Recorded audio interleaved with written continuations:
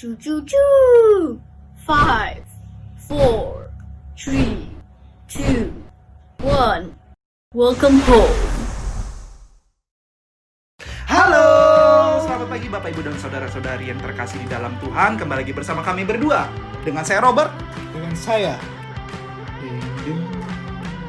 Vicky. Oke, kembali lagi di Analaka Radio 3.16 FM. Yeay.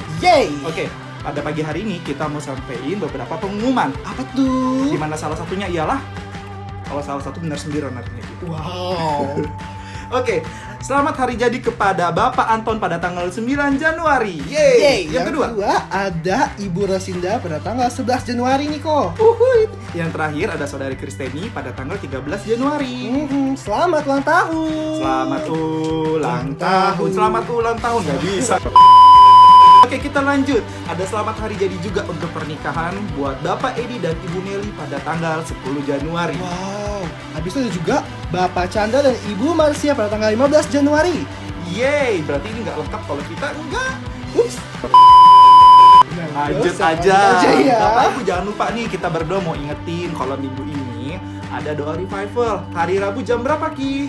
Jam 7:30 Bapak Ibu semua. Ya, jadi Bapak Ibu jangan lupa pantengin grupnya. Karena di sana pasti ada pokok-pokok bahasan doanya.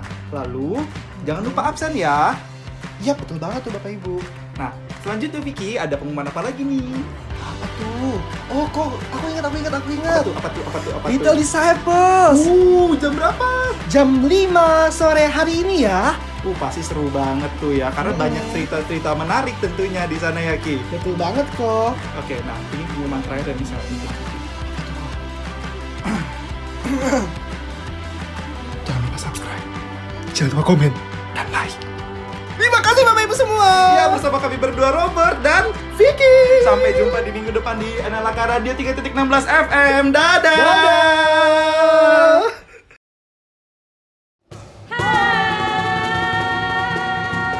Selamat pagi Bapak Ibu Saudara sekalian, senang berjumpa lagi bersama dengan kami Son of Many Waters. Mari bersama-sama kita masuk dalam hadirat Tuhan, dalam penyembahannya. Mari kita berdoa. Bapak, kami mengucap syukur Tuhan untuk pagi hari ini Bapak. Terima kasih Tuhan untuk hadirat Engkau.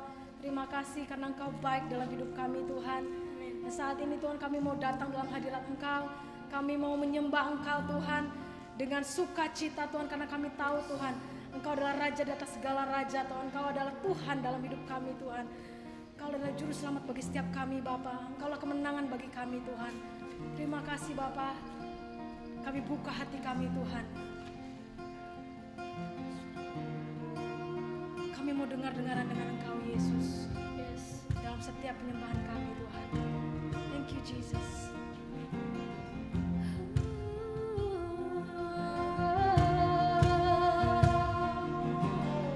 Thank you Jesus.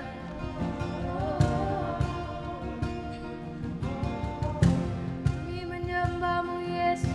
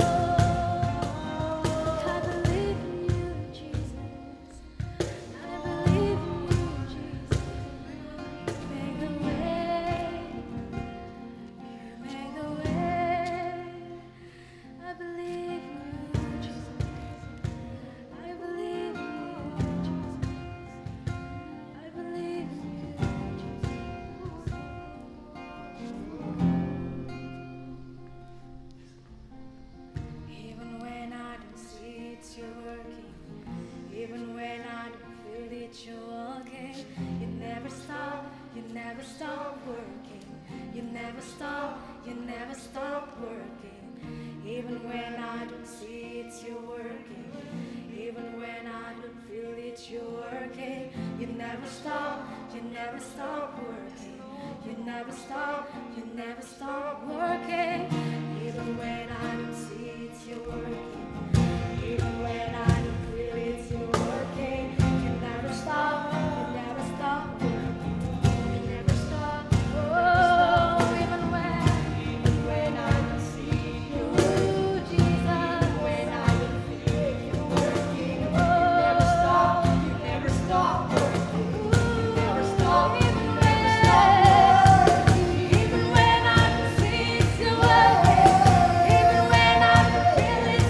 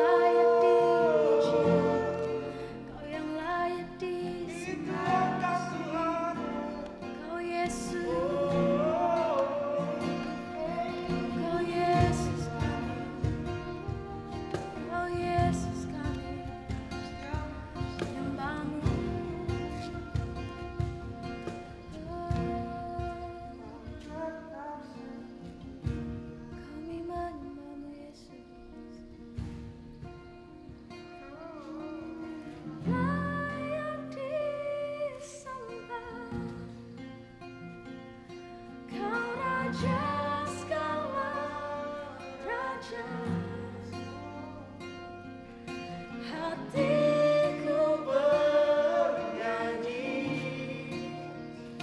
Kau besar, Kau layak disembah. Layak disembah, Yes, Engkau Raja kami. Kau Raja segala raja. Kami bernyanyi untukmu, Yesus. Hatiku bernyanyi, Kau besar. Kau Layak disembah, Raja kami. Kau Raja segala raja. Hati kami bernyanyi Tuhan. Hatiku bernyanyi, Kau besar, layak disembah. layak disembah, Kau Raja Tuhan. Raja segala raja. Kami bernyanyi untukmu, Yesus. Hatiku bernyanyi, Kau besar, layak disembah. layak disembah, Kau Raja kami. Raja segala raja. Hatiku bernyanyi, Kau besar, Kau besar, Allahku, nyanyikan besar, Allahku, selamanya besar dan ajaib. Tuhanku, Kau besar Yesus, besar Allahku, nyanyikan besar Allahku, Kau yang besar, besar dan ajaib.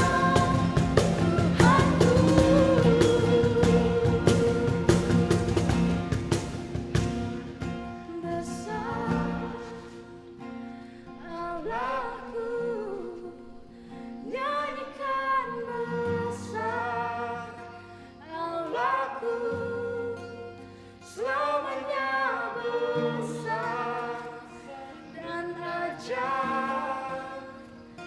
Tuhanku, sekali katakan, Kau besar, besar Allahku, nyanyikan besar, Allahku, selamanya besar dan ajaib. Tuhanku,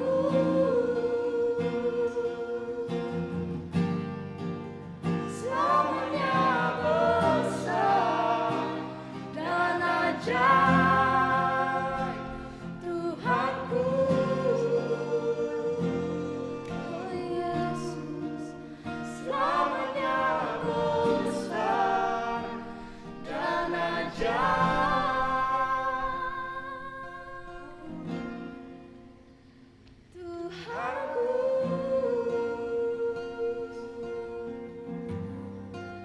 Kau besar Yesus, namamu besar. Thank you Jesus, thank you Lord, thank you Jesus. Benar Tuhan, namamu besar Bapa, namamu mulia Tuhan, namamu agung Bapa.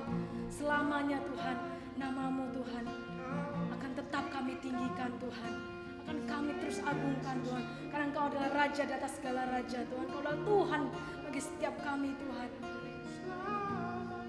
Hati kami begitu bersyukur Bapa, karena kami kenal seperti Engkau Yesus. Kuasai setiap kami Bapa. Kami mau dengar firman-Mu Tuhan. Biarkan hati kami terbuka Bapa. Kami mau menerima kebenaran yang dari Engkau Yesus. Berbicara pada setiap kami Tuhan. Roh Kudus ambil alih Tuhan setiap kami Tuhan.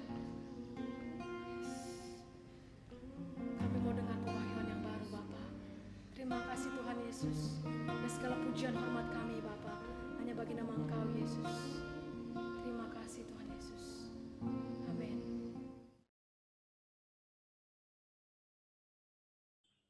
Mari kita memberi yang terbaik buat Tuhan kita.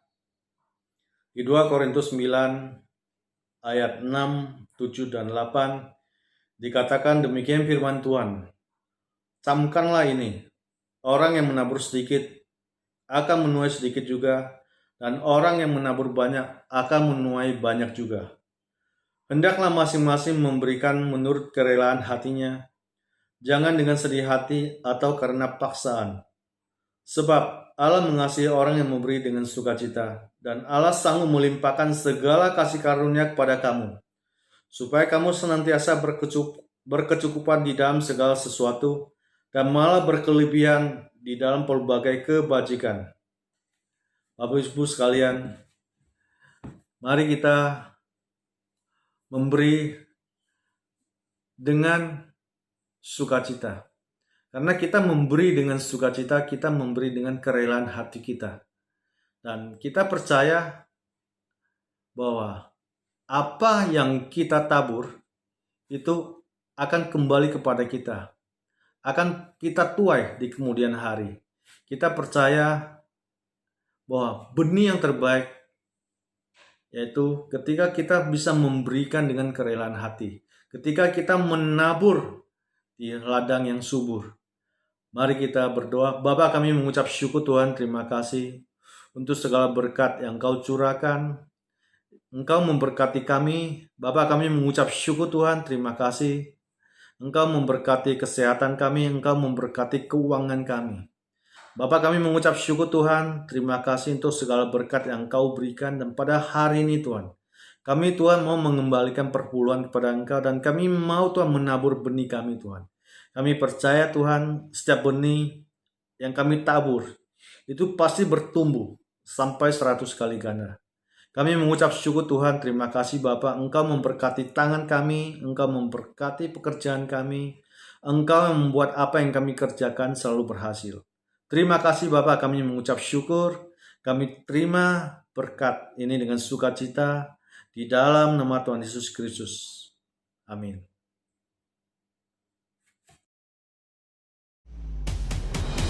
Iman yang sejati selalu merubah hidup saudara. Dan tidak ada iman tanpa firman.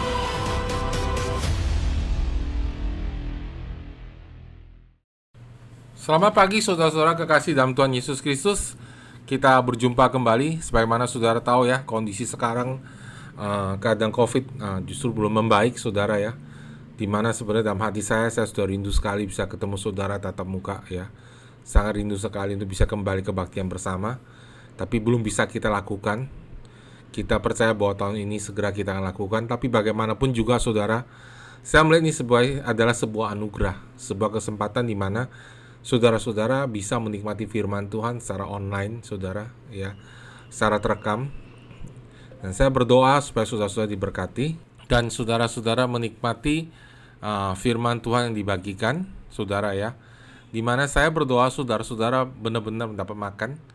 Saya berdoa supaya Tuhan mengurapi saya, memberikan saya hikmat, sehingga saya bisa memberikan makan yang tepat buat jemaatnya, bagi kemuliaan namanya. Dan saya berdoa supaya jemaat Tuhan dari minggu ke minggu mendengar khotbah ini, mendengar firman Tuhan, pengajaran, tidak dilewatkan begitu saja, tapi disimpan di dalam hati, ya, dan benar-benar dipakai dalam hidup. Ada amin saudara ya.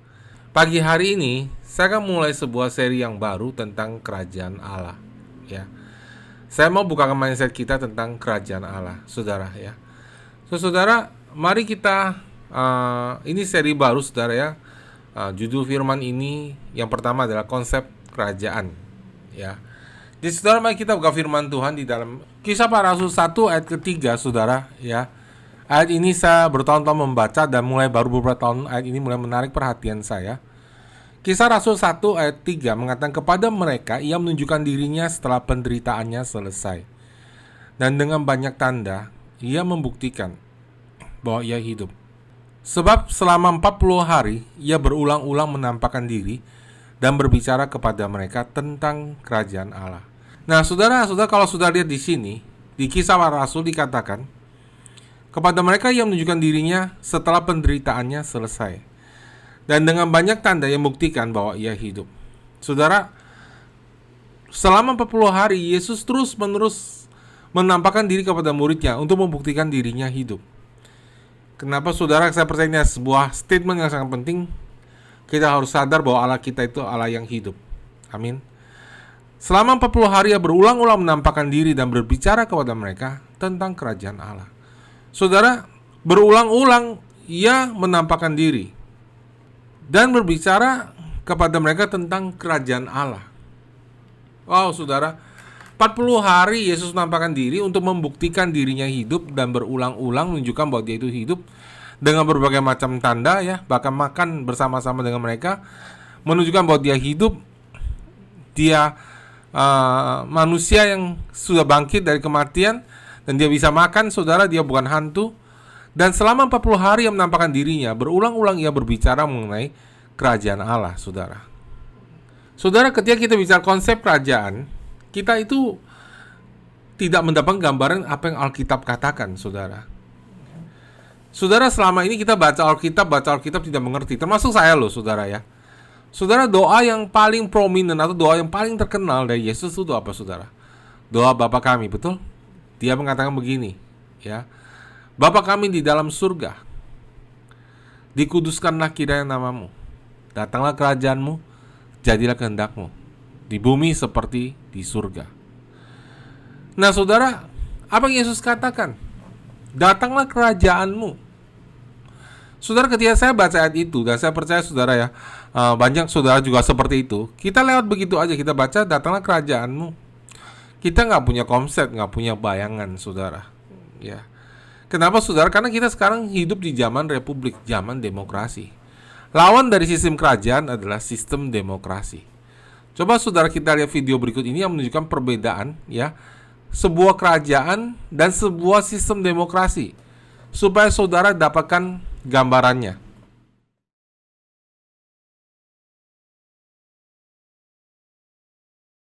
Meskipun demikian, pihak KPU menyatakan dalam pelaksanaan pemilu ini ada sedikit kendala, yakni keterlambatan logistik yang membuat beberapa daerah harus melaksanakan pemilu susulan yang akan dilakukan dimulai dari hari ini di Provinsi Papua dan juga Jambi.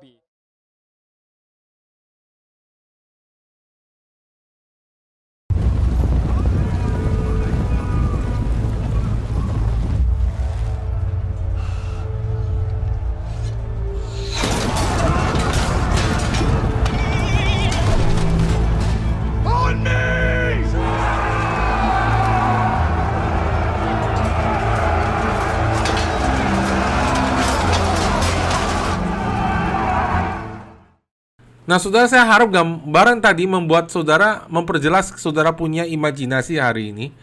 Ketika Yesus berbicara tentang kerajaan kepada murid-muridnya, pengertian murid-muridnya itu berbeda dengan pengertian kita hari ini, saudara. Kenapa? Karena kita hari ini hidup di sebuah negara yang bersifat republik, bersifat demokrasi, saudara. Tapi tidak demikian dengan Allah, dengan kerajaan Allah, ya. Allah adalah teokrasi. Pemerintahnya absolut di tangan seorang raja. Berbeda dengan pemerintahan kita, di mana saudara bisa protes. Di dalam sebuah kerajaan, raja itu punya kata akhir. Final, apa yang raja katakan, itu adalah hukum. Makanya saudara, hari ini mari kita rubah mindset kita. Kita mau merubah cara berpandang kita, saudara ya. Mari kita buka hati kita. Dan kiranya Tuhan menerangkan hidup kita. Amin, saudara. Saya percaya saudara beberapa seri ke depan ini akan banyak membantu menjawab pertanyaan kita. Salah satu pertanyaan yang paling menggoda adalah COVID-19 dari Allah atau bukan, dan saya sudah jawab tahun lalu bahwa COVID atau segala sakit penyakit bukan dari Allah. Pertanyaan kedua, mengapa Allah mengizinkan itu terjadi? Ya, saya sebenarnya juga sudah menjawab saudara bahwa otoritas di tangan kita karena orang percaya tidak menggunakan otoritas yang mereka miliki. Ya. Dan sekarang saudara, kalau kita menggunakan otoritas yang kita miliki, mengapa kuasa kita begitu kecil? Ya. Jadi saudara, kalau saudara mendengarkan firman Tuhan dari minggu ke minggu, itu selalu ada hubungannya saudara yang saya sampaikan. Dan saya harap saudara mengingat apa yang sudah dibagikan, karena saya tidak akan mengulang saudara, ya. So saudara, semua pertanyaan itu saya percaya beberapa minggu ini beberapa hal kan terjawab saudara. Walaupun saya tidak tahu semuanya, saya percaya saudara bahwa kita semua bertumbuh mengerti kebenaran firman Tuhan. Tapi saya coba melihat ke dalam firman Tuhan, melihat singkapkan firman Tuhan, dan mulai melihat apa yang sebenarnya terjadi, apa sebenarnya dalam pikiran Tuhan. Karena itu saudara, pagi hari ini ketika kita mendengar firman Tuhan, mari kita berdoa, kita minta Tuhan berikan anugerah penerangan kepada kita. Mari bapak-bapak, ibu-ibu, saudara-saudara kasih dalam Tuhan Yesus Kristus, kita berdoa. Bapa di surga, kami bersyukur bahwa pagi hari kami bisa mendengar firman-Mu. Kami berdoa seperti yang Kau ajarkan kepada kami. Bapa kami di surga, dikuduskanlah kiranya nama-Mu. Datanglah kerajaan-Mu, jadilah kehendak-Mu di bumi seperti di surga. Pagi hari ini kami berdoa untuk kerajaan-Mu datang dalam pikiran kami, dalam akal budi kami, dalam hati kami, supaya pikiran kami yang ada di bumi ini sama seperti pikiran-Mu di surga. Karena kami percaya kunci jawabannya adalah ketika kami mengerti pikiran-Mu, menyelaraskan diri pikiran kami dengan pikiran-Mu. Terima kasih Tuhan, kami bersyukur. Di dalam nama Tuhan Yesus Kristus kami berdoa. Amin. Amin. Amin saudara. Jadi saudara, kerajaan. Hari ini saudara, kita undang orang bilang begini, saudaraku, yuk datang ke gereja. Datang ke gereja, yuk. Di situ ada gembala yang berkhotbah. Mari kita datang ke gereja. Di situ banyak teman-teman. Berbeda sekali konsepnya saudara dengan konsep di dalam Alkitab. Saudara, kalau kadang-kadang kita baca Alkitab, kita coba berdoa Tuhan bukakan pikiran kita, dan kita mulai membaca secara radikal saudara. Karena Yesus berkata, ketika dia mengusir setan, dia menyembuhkan orang sakit, dia sesungguhnya kerajaan Allah telah datang kepadamu. The kingdom of God has come near to you. I never really understand what that means. Saya sebenarnya baru sadar bahwa saya benar-benar tidak pernah sungguh-sungguh mengerti apa maksud itu. Baru akhir-akhir ini Tuhan mulai membuka mata saya dan saya melihat. Dan saudara-saudara, banyak banget masalah dalam hidup kita datang terjadi karena cara berpikir kita berbeda dengan cara berpikirnya Allah. Sudut pandang kita berbeda dengan sudut pandangnya Allah. Ingat saudara, Roma 12 mengatakan, janganlah kamu menjadi serupa dengan dunia ini, tetapi berubahlah oleh pembaharuan budimu, sehingga kamu dapat membedakan manakah kehendak Allah, apa yang baik, yang berkenan kepada Allah, dan yang sempurna. Nah saudara, kunci di mana kita hidup berkemenangan itu terletak di doa Bapa kami. Bapa kami di surga, dikuduskanlah kiranya namamu. Kami menghormati Engkau. Datanglah kerajaanmu, jadilah kehendakmu di bumi seperti di surga. Kerajaanmu datang, jadilah kehendakmu di bumi seperti di surga. Kemana kerajaan Allah datang pertama-tama, saudara? Ke dalam hati kita. Amin, saudara. Kerajaan Allah datang ke dalam hati kita ketika bertobat dan terima Yesus. Tapi kita tidak pernah mengerti bahwa kita itu hidup dalam sebuah kerajaan. Buktinya begini, saudara. Kita bilang gini, yuk ke gereja. Dan ketika kita masuk ke gereja, Kita bingung, kita nggak suka sama aturan di gereja itu. Saya nggak suka aturan di gereja ini tidak boleh pacaran. Saya nggak suka hidup tidak boleh ganti-ganti pasangan. Saya nggak suka itu. Memang sebagian itu terjadi karena kita tidak mengerti pembaruan budi. Tapi mengerti bahwa kita hidup di dalam kerajaan Allah adalah bagian dari pembaruan budi. Saudara tidak bisa masuk ke sebuah kerajaan dan hidup dengan konsep saudara sendiri, bukan? Saya ingat ketika saya ke Taiwan, saudara, beberapa tahun lalu sebelum pandemik. Saya kerek tas saya, saudara ya, di jalan raya, saudara, menuju hotel, saudara. Di perapatan lampu merah, saudara ya, saya bersin, saudara. Nah, waktu itu belum pandemik. Dan kita orang Indonesia nggak punya pengalaman sama pandemik. Semua orang nengok saya dan melihat saya, saudara. Kalau itu saya lakukan berapa tahun lalu di Indonesia, nggak ada yang peduli, saudara, sebelum pandemik itu. Tapi semua orang nengok saya. Saya dipandang sebagai orang yang bersalah, berdosa mungkin, tidak tahu diri. Ya. Padahal saudara tahu kalau Indonesia, saudara ya, saudara haji juga, saudara kan tutup mulut gini haji gitu, itu biasa. Tapi di situ tuh benar-benar dipandang sebagai sesuatu kesalahan. Kenapa, saudara? Karena saya telah tiba di sebuah negara lain dengan sistem hukum yang berbeda. Ketika kita bertobat, kita nggak pernah diajarkan bahwa kita ini sekarang adalah warga negara kerajaan Allah, warga negara yang hidup dalam terang, warga negara kebenaran. Coba kita rubah pikiran kita.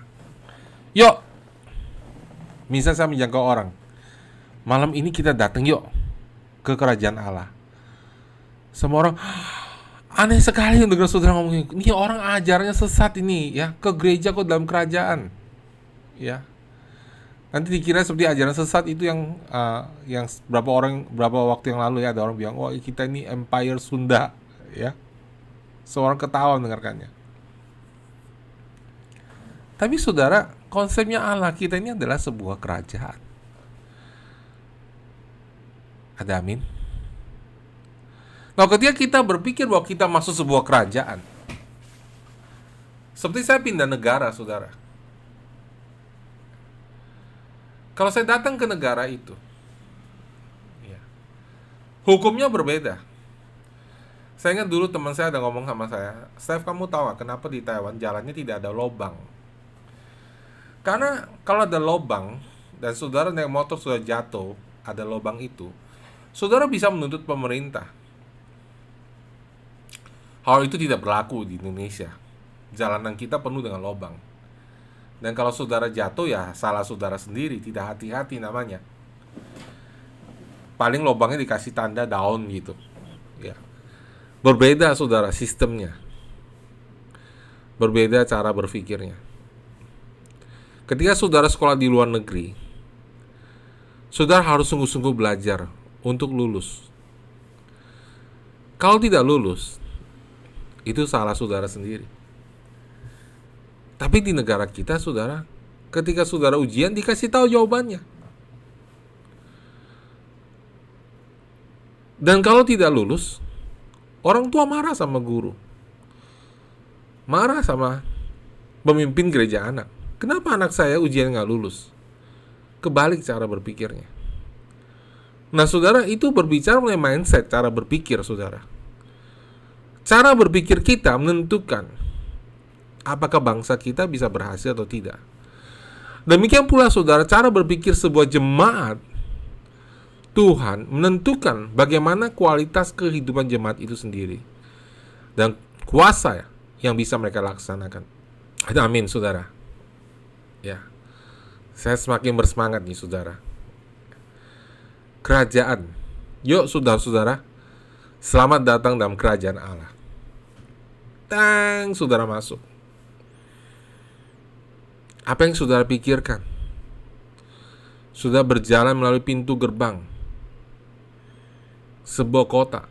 Sudah bayangin di depan pintu ada tentara. Dan begitu saudara masuk ke dalam, Apa yang berbeda? Siapa rajanya? Itu pertanyaan kita yang pertama. Amin. Apa sistem hukumnya di dalam kerajaan itu?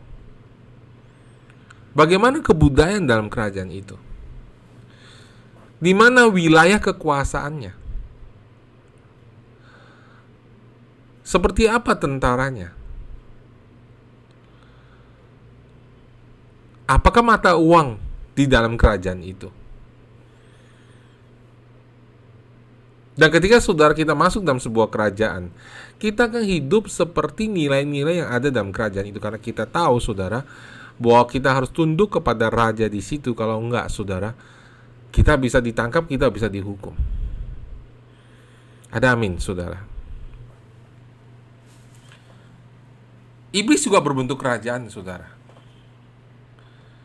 Di dalam firman Tuhan dikatakan, di dalam Markus 3 ayat 23, Yesus memanggil mereka lalu berkata kepada mereka dalam perumpamaan, bagaimana iblis dapat mengusir iblis? Kalau suatu kerajaan terpecah-pecah, kerajaan itu tidak dapat bertahan. Dan jikalau suatu rumah tangga terpecah-pecah, rumah tangga itu tidak dapat bertahan. Saudara, iblis mengerti benar bahwa sistem pemerintah mereka adalah kerajaan gelap.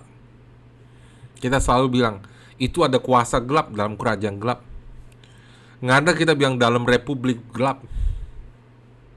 Dan saudara, marilah kita bayangkan sekarang kita masuk ke sebuah kerajaan dan kita membawa sebuah jiwa yang baru, bertobat, mengenal Tuhan, masuk dalam sebuah kerajaan. Semuanya berubah. Ada amin, saudara. Cara bergaul, cara berkata-kata, cara berpikir berubah. Saudara akan dijauhi oleh teman-teman dunia saudara karena saudara tidak seperti mereka. Bagi beberapa orang seperti saya, ketika saya bertobat, saudara, saya lahir baru. Saya enjoy sekali masuk dalam kerajaan Allah. Saya nggak nanya, kok bisa begini, kok begitu. Karena sebelum saya bertobat, saudara, ya, saya benar-benar hidupnya sudah hancur dan saya serahkan semua kepada Tuhan. Dan saya nggak mau milih, saudara. Tapi bagi beberapa orang, mereka masuk dalam kerajaan Allah, mereka sulit menyesuaikan diri. Mereka perlu waktu, mereka perlu anugerah. Dan mereka perlu diajarkan pikirannya. Perlu mendapatkan pewahyuan. Nah, saudara, untuk itulah, saudara, pagi hari ini saya mengajar saudara. Ada amin, saudara. Masuk dalam sebuah kerajaan. Pertanyaan pertama, siapa rajanya? Di dalam Matius 25 ayat 34. Dan raja itu berkata kepada mereka yang di sebelah kanannya, mari kamu yang diberkati oleh Bapakku, terimalah kerajaan yang telah disediakan bagimu sejak dunia dijadikan. Saudara, saya nggak lanjut ayatnya ya, karena kita fokusnya bukan kepada yang lain, kita lagi fokus kepada siapa raja kita. Raja kita adalah Yesus Kristus, pemerintahan tertinggi di dalam gereja Tuhan. Ada amin, saudara. Ya. Jadi saudara, gembala bisa salah sampaikan firman. Gembala tidak sempurna. Karena itu saudara, pentingnya saudara dan saya membaca firman Tuhan. Karena saudara, orang yang paling tinggi otoritasnya dalam hidup kita adalah raja. Dan raja itu adalah Yesus Kristus. Dan setiap perkataan Yesus Kristus adalah sama dengan firman-Nya. Karena dalam Yohanes 1 dikatakan, pada mulanya adalah firman. Firman itu bersama-sama dengan Allah dan firman itu adalah Allah. Ada amin, saudara. Jadi saudara, yang tertinggi di dalam kerajaan kita adalah Yesus Kristus. Ketika hari Minggu kita beribadah, kita mau mendengar firman Yesus Kristus yang disampaikan oleh Roh Kudus melalui hamba-hambanya, melalui tubuh Kristus yang diurapi untuk menyampaikan firman-Nya. Tetapi saudara harus tahu, fokus kita bukan kepada manusia tetapi kepada Yesus Kristus. Nah saudara, ini saja sudah sangat-sangat penting. Kenapa saudara? Saudara sadar tidak bahwa di dalam pikiran kita, ketika kita datang ke gereja hari Minggu, ketika kita mendengar firman Tuhan, kita bilang, saya mau mendengar firman Tuhan dari hamba Tuhan ini. Nah, dalam pikiran kita tuh sangat memikirkan hamba Tuhan itu, kita jarang sekali memikirkan tentang Yesus Kristus. Yesus Kristus yang menyampaikan firman-Nya melalui hamba Tuhan itu, saudara. Karena itu, saudara, setiap firman yang disampaikan harus membawa saudara menjadi lebih dekat kepada Yesus, bukan kepada yang membawakan firman Tuhan. Ada amin, saudara? Ya. Yesus adalah otoritas yang tertinggi di dalam gereja Tuhan. Banyak orang tidak percaya loh sama ini. Saya percaya, Pak. Saya percaya, Pak, otoritas tertinggi adalah Tuhan. Beberapa waktu yang lalu, ada orang yang lahir baru, bertobat di gereja kita, mengalami kekecewaan, saudara. Lalu dia datang counseling. Dia menceritakan bagaimana pada awal hidupnya Tuhan merubah hidup dia di dalam gereja kita, saudara. Bagaimana di gereja ini dia menemukan Tuhan. Karena dia masih bayi rohani, saudara. Banyak hal dia tidak mengerti. Kemudian saudara harus tahu, semua orang Kristen ketika kita berjalan, kita akan menemukan namanya batu sandungan, kekecewaan, ketidakmengertian, yang disebabkan oleh karena luka kita sendiri, luka orang lain yang belum disembuhkan. Semua orang, saudara. Sudah jangan berharap menemukan gereja yang sempurna. Belum ada. Kita semua sedang bertumbuh. Kalau ada gereja yang sempurna, saudara datang jadi tidak sempurna nantinya. Saya sering kasih perumpamaan ini. Ada satu orang, saudara. Dia mencari gereja yang sempurna. Dia keliling gereja. Akhirnya didapatkan sebuah gereja di mana semua jemaatnya baik 100%. Ketika dia datang gereja itu, semua 100% menyambut dia. Tidak ada yang tidak menyambut dia.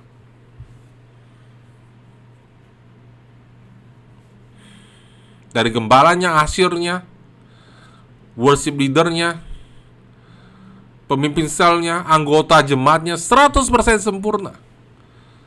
Lalu suatu pagi dia datang ke rumah gembalanya, dia ketok-ketok pintu. Pak Gembala, saya mau dong masuk gereja Bapak. Gembalanya kaget. Kenapa kau mau masuk gereja saya? Kamu kan baru datang beberapa kali. Lalu dia bilang, Pak Gembala, saya sudah menemukan gereja yang sempurna, yaitu gereja Anda. Gembalanya langsung punya hikmat Tuhan. Dia bilang, no, jangan masuk gereja saya. Dia sedikit kecewa. Kenapa saya nggak boleh masuk ke gereja Bapak? Gembala itu yang bijak menjawab, tadi kata kamu gereja kami ini sempurna. Kalau kamu masuk, kan jadi tidak sempurna. Karena kamu tidak sempurna. Betul nggak, saudara? Belum ada gereja yang sempurna. Kita semua sedang bertumbuh. Nah, singkat cerita, saudara, orang yang tadinya ini datang ke gereja, masuk ke gereja, dan saudara bertobat lahir baru di gereja kita. Berapa bulan kemudian dia bilang, saya mau keluar. Saya kecewa. Saya merasa orang-orang tidak menyambut saya lagi.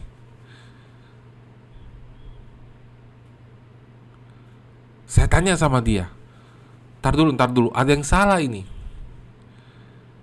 Siapa yang bawa kamu masuk ke gereja ini? Siapa yang bawa kamu bertobat? Siapa yang menjamah hidupmu? Tuhan Yesus melalui Roh Kudus-Nya yang bekerja melalui tubuh Kristus, yaitu kita. Tuhan Yesus. Oke, saya bilang, kalau gitu saya mau tanya sama kamu. Waktu kamu kecewa sama gembala, kamu kecewa sama orang-orang itu yang dalam gereja, apakah Tuhan Yesus suruh kamu keluar? Nggak ada sesuatu yang jawab Tuhan Yesus suruh kita keluar gereja. Saya sudah coba counseling, saudara. Orang-orang kecewa. Nah, saudara, dalam kasus tertentu, memang kasus yang ekstrim, Tuhan menyuruh kita pindah ke gereja lain. Tapi itu kita harus dapat dari Tuhan, saudara. Kita harus belajar, saudara. Ini keluarga kita. Nah, saudara, pertanyaan gini, saudara, ketika dia mau keluar dari gereja itu, dia tidak ada sebuah pertanyaan kepada Tuhan, Tuhan, saya boleh keluar gak? Tadi masuk, dia bilang, Tuhan merubah hidup saya, Tuhan menjamah hidup saya masuk dalam gereja ini, saya bertumbuh dalam gereja ini. Tapi waktu keluar, saudara, dia tidak ada pikiran untuk bertanya sama Tuhan, saya boleh keluar nggak? Sejak kapan Tuhan suruh dia keluar? Tapi selalu, saudara, selalu orang keluar dari gereja. Hampir selalu. Karena saya tidak termasuk, saudara. Kami, saudara, berapa tahun lalu, saudara, saya dan istri saya, mungkin 10 tahun lalu, saudara yang udah lama dalam gereja kita tahu. Dulu kita bernama gereja GAP. Kemudian GAP berubah nama jadi Morning Star Indonesia. Gerejanya sama, dan kita, saya dan istri, suatu saat memutuskan bahwa kami harus meninggalkan Morning Star Indonesia dan memulai pelayanan gereja yang namanya New Life Anugerah Kebenaran. Waktu itu kami keluar dari gereja itu, saudara. Sama sekali, saudara, bukan kecewa. Gembalanya mengecewakan sekali, saudara, waktu itu. Tapi saya dan istri saya, kami terus menjaga diri kami untuk tidak keluar dari gereja itu. Sampai kami mendapat keyakinan dari Tuhan bahwa kami harus meninggalkannya. Karena nilainya, prinsip kerajaan Allah sudah dilanggar di situ. Kalau sama gembalanya mau kecewa mah udah jauh-jauh hari sudah keluar, saudara. Tapi saudara, kebanyakan orang, saudara, ketika mau keluar dari sebuah gereja, dia cuma bilang dia kecewa sama gembala itu. Kenapa, saudara? Dia tanya sama Tuhan, kenapa jadi gembala jadi pusatnya? Karena dalam pikiran dia, dalam pikiran kita, saudara, sering kali, saudara, ketika kita masuk ke gereja, kita cari siapa gembalanya. Bukan kita masuk gereja, kita merasakan ada nggak hadirat Tuhan di tengah-tengah ini. Andai karena sudah datang ke gereja yang baru, saudara, saudara pertama-tama harusnya merasakan ada nggak pekerjaan Tuhan, ada nggak firman Tuhan yang hidup, ada nggak hadirat Tuhan yang hidup dalam gereja ini, dan orang-orang itu berubah.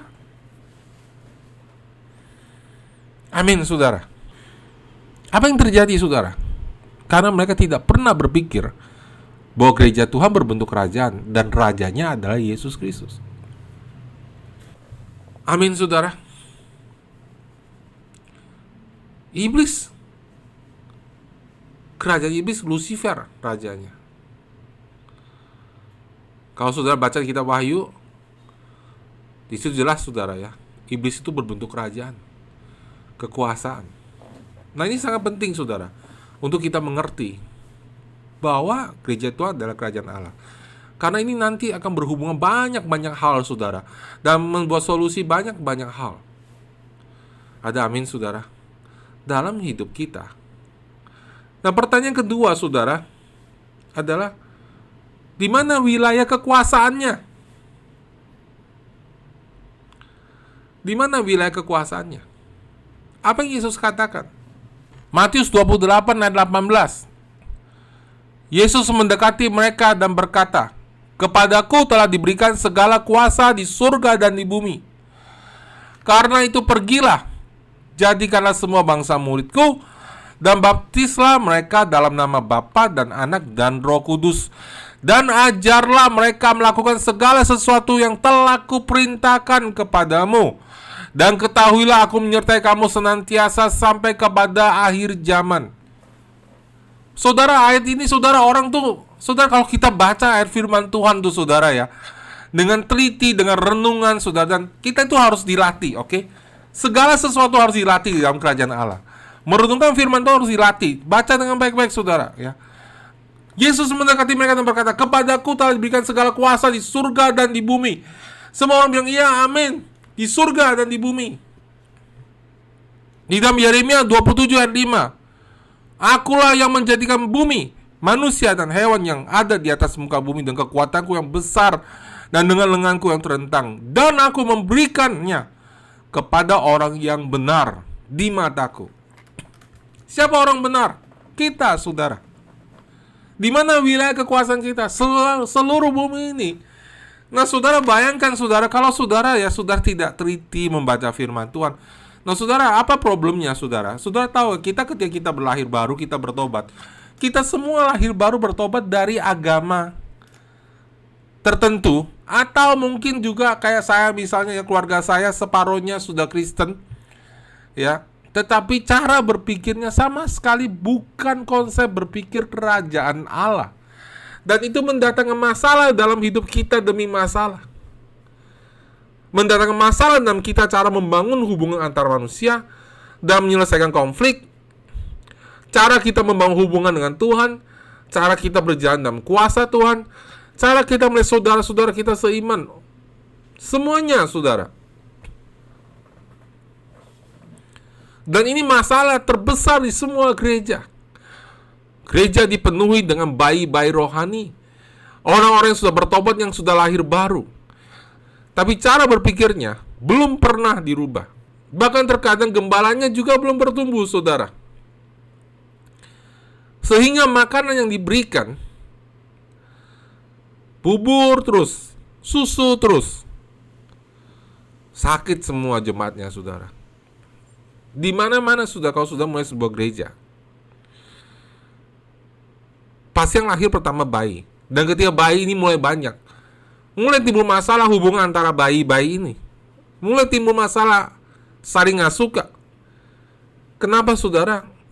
Karena sampai ada seseorang yang dewasa yang bisa menangani bayi-bayi ini. Kalau tidak, saudara, bayi-bayi rohani ini tidak akan tertampung. Dan mereka menjadi pendek, mereka menjadi tidak bisa bertumbuh. Dan seringkali mereka akhirnya, saudara, terjebak oleh kuasa kegelapan dan kembali hidup seperti orang dunia. Akibatnya kenapa, saudara, orang datang ke gereja, datang pergi, karena nggak ada yang sanggup menampung mereka. Nggak ada yang sanggup lagi mengurus bayi. Saudara bisa bayangkan, saudara, ya, seperti sekarang yang lagi sibuk dengan COVID. Apa yang terjadi, saudara? Rumah sakitnya penuh. Penyebaran di mana-mana. Orang nggak bisa ketolong lagi. Kenapa, saudara? Kapasitas rumah sakit habis. Orang tidak bisa ditampung. Demikian juga persis yang terjadi dalam gereja. Setiap saudara dan saya punya kapasitas. Dan ketika kita tidak bisa memenuhi kapasitas itu, saudara, domba yang datang, ikan yang sudah bertobat akan keluar. Karena kita sibuk dengan hidup kita sendiri-sendiri. Nah, saudara, Yesus bilang apa, saudara? Wilayah kekuasaannya di seluruh muka bumi. Dikatakan, karena itu pergilah, jadikanlah semua bangsa muridku dan baptislah mereka dalam nama Bapa dan Anak dan Roh Kudus. Dan ajarlah mereka melakukan sesuatu yang telah segala sesuatu yang telah kuperintahkan kepadamu, dan ketahuilah aku menyertai kamu senantiasa sampai kepada akhir zaman. Tapi apa yang terjadi, saudara? Orang baca amanat agung sebagai alternatif, bukan instruksi. Ini yang berbicara raja. Dan kalau raja berbicara tidak bisa dibatalkan. Saudara dan saya harus tunduk pada perintah raja. Dikatakan, saudara, karena itu, kalau ayat ke-18 semua suka. Segala kuasa telah diberikan padaku di surga dan di bumi. Oh Tuhan, terima kasih. Engkau sudah terima kuasa, sembuhkan aku. Itu aja udah salah, saudara. Karena segala kuasa diberikan pada Tuhan, dan kita adalah bagian dari penerima kuasa itu. Kita menerima kuasa itu bersama-sama dengan Dia. Nanti kalau ada kesempatan, Tuhan bukakan kesempatan, saya akan mengajarkan itu, saudara. Bagaimana kita telah memerintah bersama-sama dengan Yesus. Kita adalah bagian di ayat ini, bagian dari menerima kuasa. Tapi sekarang mari kita lanjutkan dulu. Diberikan segala kuasa, karena itu pergilah, jadikan semua bangsa muridku dan baptislah mereka dalam nama Bapa dan Anak dan Roh Kudus. Dan ajarlah mereka melakukan segala sesuatu yang telah kuperintahkan kepadamu, dan ketahuilah aku menyertai kamu sampai kepada senantiasa sampai kepada akhir zaman. Yesus bilang gini, ini loh perintahnya, semua yang sudah kuajarkan kepada kamu, kamu pergi ajarkan orang lain. Jadikan semua bangsa muridku. Nah, saudara, kita nganggap serius perintah ini. Di dalam tradisi sekarang, saudara, cara berpikir dunia adalah, saya masuk gereja, saya bertobat, saya berbuat baik-baik, saya masuk ke surga. Saudara nggak serius baca Alkitab, bagaimana sudah mengajarkan orang lain. Makanya, saudara, mengapa hidup kita itu begitu banyak masalah? Karena kita nggak pergi. Tapi kan saya buang gembala, Pak Sep. Lo itu juga buang gembala. Emang situ tertulis, hai gembala pergi, jemaat tinggal? Enggak. Semua harus pergi menginjil. Saya dan Bu Sian, saudara, kalau saudara mau wawancara kami, saudara ya, suatu saat, saudara, kunci utama, saudara, semua area hidup kami adalah karena kami pergi. Kenapa, saudara? Yesus bilang, ketahuilah aku menyertai kamu sampai kepada akhir zaman. Kalau saudara nggak pergi, saudara tidak bisa merasakan penyertaan Yesus. Walaupun dia tetap beserta dengan saudara, saudara tidak merasakan pertolongan Yesus. Coba saudara bilang sama anak saudara, semua kuasa ini punya bapakmu ini, lahan ini. Kalian itu pergi. Misal saya punya rumah 1 hektar tanahnya. Amin. Anakku ini semua 1 hektar ini punya papamu. Semua itu pekerja adalah di bawahan papamu. Kamu pergi, petik sana buahnya. Bilang kamu anak papa. Nah, dia anak itu hanya bisa merasakan kuasa yang di papanya itu ngomongnya benar kalau dia pergi dan lakukan. Bilang kamu anaknya papa, kamu punya kuasa. Karena otoritas telah papa berikan kepada kamu. Kuasa telah papa berikan kepada kamu. Dan anak itu pergi ke kebun, ketemu orang pekerja bapaknya, dia kenal, tidak kenal, dan dia suruh mereka dan bilang, saya anaknya Pak Step. Saya mau makan pohon kelapa, saya mau makan buah kelapa itu, bukan pohon kelapa.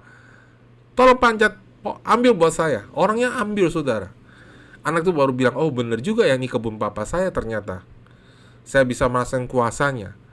Kalau saudara tidak pergi, saudara tidak bisa bertumbuh dalam keyakinan saudara akan penyertaan Yesus. Ada amin, saudara? Jadi saudara, kita itu harus berpikir selalu ekspansi. Nah, saudara, sekarang apa yang terjadi, saudara? Baca firman aja enggak, saudara. Karena dianggap sebagai apa, saudara? Alternatif. Oh, itu mah buat orang-orang yang suka. Itu orang-orang serius itu. Itu kalau saya mah jadi Kristen ya Kristen aja lah begitu. Ya. Itu serius banget. Baca Alkitab begitu, berdoa setiap hari serius banget. Tapi itu perintah dari Yesus Kristus, saudara. Ini sistem kerajaan. Ada amin, saudara. Yang ketiga, hukum. Tadi kita udah belajar, saudara, tentang wilayah, tentang siapa rajanya, tentang wilayah kekuasaannya. Itu sebabnya, saudara, saya ingin saudara gereja kita, saudara, suatu hari keturunan kita akan memenuhi bumi. Ada amin, saudara. Ya. Tapi tentu kita harus membangun dengan benar, supaya fondasi ini bisa diteruskan dari generasi kepada generasi. Makanya saya senang, saudara, firman ini bisa direkam sekarang. Dan saudara menonton berkali-kali karena ini bisa disampaikan terus-menerus, direnungkan, saudara. Tuhan menyuruh kita pergi, saudara, ke semua bangsa. Nggak peduli usia, saudara. Karena Alkitab tidak ngomong hanya pastor, hanya gembala, hanya insan, enggak, saudara. Semua kita harus pergi. Semua kita harus menginjil. Semua kita harus pergi memuridkan, mengajarkan orang lain melakukan apa yang kita belajar dari Yesus. Kalau kita nggak lakukan itu, nggak heran hidup kita penuh dengan masalah, saudara. Yang ketiga, saudara, hukum. Di dalam kerajaan Allah, hukum terutama, saudara, adalah iman, kasih, dan pengharapan. Amin. Ya. Nah, ini bedanya, saudara, di dalam kerajaan Allah dan di dalam kerajaan gelap. Di dalam kerajaan gelap, kita bicara dunia ini, saudara. Bagaimana orang menguasai orang? Bagaimana orang bisa menguasai sebuah pemerintahan di dunia ini, saudara? Diktatorship, kekuatan, paksaan, ancaman, hukuman. Nah, ini masalah yang sudah di dalam kerajaan Allah. Segala sesuatu harus diperintah dengan kasih, dengan pengertian. Jadi, saudara, sulit sekali, saudara, ketika saya harus mengembalakan orang, tapi orangnya mau digembalakan tapi tidak mau dengar firman Tuhan, tidak mau baca Alkitab, tidak mau berdoa. Dan saya mengajarkan hari ini kepada saudara, pentingnya, saudara, bahwa kita mau rela dituntun oleh Roh Kudus. Karena Roh Kudus tidak akan pernah memaksa saya dan saudara untuk melakukan sesuatu yang Dia perintahkan kepada kita. Itu adalah kerajaan Allah. Dan sistemnya bukan sistem hukuman. Tetapi ketika kita tidak melakukan apa yang Bapa kita di surga menyuruh kita lakukan, saudara, kita menaruh hidup kita sendiri dalam bahaya. Sedangkan di dalam kerajaan kegelapan, saudara, Segala sesuatu diperintah karena ketakutan, dengan cara manipulasi, dengan benci, saudara. Itu sistem dunia ini. Bagaimana iblis caranya menjebak orang? Sudah tahu ketika kita benci satu kali sama satu orang, benci itu akan menguasai hidup kita, dan akhirnya kita nggak bisa keluar. Benci itu tiba-tiba begitu menguasai kita dan membuat hidup kita terjebak di dalamnya. Seperti sebuah lubang yang nggak ada dasarnya, saudara, dan kita nggak bisa keluar dari rasa benci itu. Nggak bisa keluar, saudara, dari rasa marah itu, saudara. Saudara tahu, dan ketika kita benci sama seseorang, ketika kita marah sama seseorang, kita tidak bisa mengampuni. Hidup kita dikuasai oleh hawa orang itu. Pikiran kita dikuasai oleh apa yang orang itu pikirkan. Kita berbuat sesuatu sesuai dengan respon kita kepada luka kita yang disebabkan oleh orang itu. Makanya saudara, salah satu hal yang paling penting dalam mendidik anak adalah hati kita harus sembuh. Salah satu cara paling penting untuk kita memimpin gereja Tuhan, memimpin sel, memimpin orang, membawa orang menjadi murid Yesus, adalah kita harus bertumbuh dan belajar hati kita menjadi sembuh. Supaya ketika kita respon dari kasih yang Roh Kudus taruh dalam hati kita, bukan dari rasa benci. Nah, di dalam kerajaan Allah, saudara, berlaku hukum kasih karunia. Saya sampaikan waktu itu, saudara. Dalam Ibrani 12 ayat 15. Jagalah supaya jangan ada seorang pun menjauhkan diri dari kasih karunia Allah, agar jangan tumbuh akar yang pahit yang menimbulkan kerusuhan yang mencemarkan banyak orang. Apa yang Alkitab katakan, saudara? Saudara tahu, saudara, setiap hari saudara berjalan di muka bumi ini, saudara dan saya dihadapkan dengan ketidakadilan, dengan orang-orang yang menyakiti kita, orang-orang yang tidak tahu diri, orang-orang yang sudah berbuat baik sama mereka dan mereka balas dengan kejahatan. Nah, saudara, di dalam sistem kerajaan Allah, saudara, bukan sistem membalas keadilan, karena keadilan adalah milik Tuhan. Kita tidak mengerti keadilan. Tugas kita adalah mendapatkan takhta kasih karunia Allah, datang menerima kasih karunia Allah, supaya hati kita jangan tumbuh akar pahit. Untuk bisa lepas dari akar pahit, saudara harus masuk ke dalam hadirat Tuhan dan menerima kelimpahan kasih karunia demi kelimpahan kasih karunia seperti yang saya ajarkan, sehingga saudara hidup dan berkuasa, dan saudara yang dirubah. Bukan suruh orang lain berubah. Ada amin, saudara. Ada amin. Ada orang kecam saudara, ya. Suatu kejadian, saudara, di dalam jemaat kita, ya. Ada jemaat yang bikin salah sama gembalanya. Jemaatnya minta maaf sama gembalanya. Lalu orang dunia, orang luar yang nggak tahu apa-apa sama jemaat, ngecam. Kok gembala nggak minta maaf? Saudara, di dalam kerajaan Allah, ketika kita meminta maaf sama seseorang, kita tidak berhak nuntut orang itu minta maaf balik. Kenapa, saudara? Karena kita mau merendahkan diri di hadapan Allah. Kita lakukan itu untuk Allah. Sistem dan nilainya beda sama dunia. Tidak heran, saudara, gereja hidup dalam kekalahan, dalam kekecewaan, dalam sistem marah yang sama seperti orang dunia. Tidak beda, saudara. Karena apa, saudara? Karena gereja Tuhan tidak tahu hukum-hukum di dalam kerajaan Allah yang berbeda dengan hukum dunia ini. Karena gereja Tuhan bahkan bilang mereka mengasihi, mereka tidak mengerti apa itu artinya mengasihi. Mengasihi artinya ketika saya memberi, saya tidak mengharapkan menerima kembali. Ketika saya memberi, orang itu tidak layak akan apa yang saya beri. Itulah sebabnya, saudara, kenapa banyak suami istri tidak pernah selesai masalahnya. Karena hidup pernikahannya memakai hukum-hukum dunia ini, bukan hukum-hukum kerajaan Allah. Amin, saudara. Saya mau bagikan, saudara, saya tutup dengan ini, saudara, salah satu hukum yang sangat penting di dalam kerajaan Allah. Dan setelah ini saya selesai, saya percaya sudah diberkati, amin.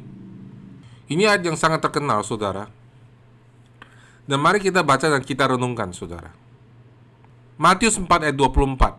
Maka tersiarlah berita tentang dia di seluruh Syria dan dibawalah kepadanya semua orang yang buruk keadaannya, yang menderita berbagai penyakit dan sengsara, yang kerasukan, yang sakit ayan, dan yang lumpuh. Dan Yesus menyembuhkan mereka. Maka orang banyak berbondong-bondong mengikuti dia. Mereka datang dari Galilea, dan dari Dekapolis, dan dari Yerusalem, dan dari Yudea, dan dari seberang Yordan. Saudara bayangin saudara ya, ini tersiar berita tentang dia.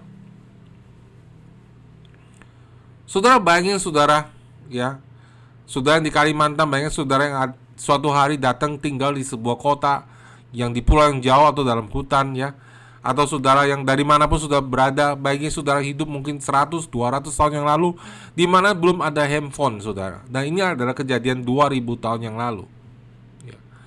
Saudara, pada zaman itu saudara, tidak seperti sekarang kabar bisa tersebar dengan segera. Ada kejadian di negara sana, langsung masuk TV, kita bisa nonton live langsung saudara ya. Pada waktu itu enggak saudara. Jadi saudara, ketika tersiar kabar tentang dia ya, itu saudara, itu dari mulut ke mulut cepat sekali saudara menyebar kabar tentang Yesus. Kenapa saudara? Orang yang sakit sembuh. Kenapa begitu cepat kabar itu tersebar saudara?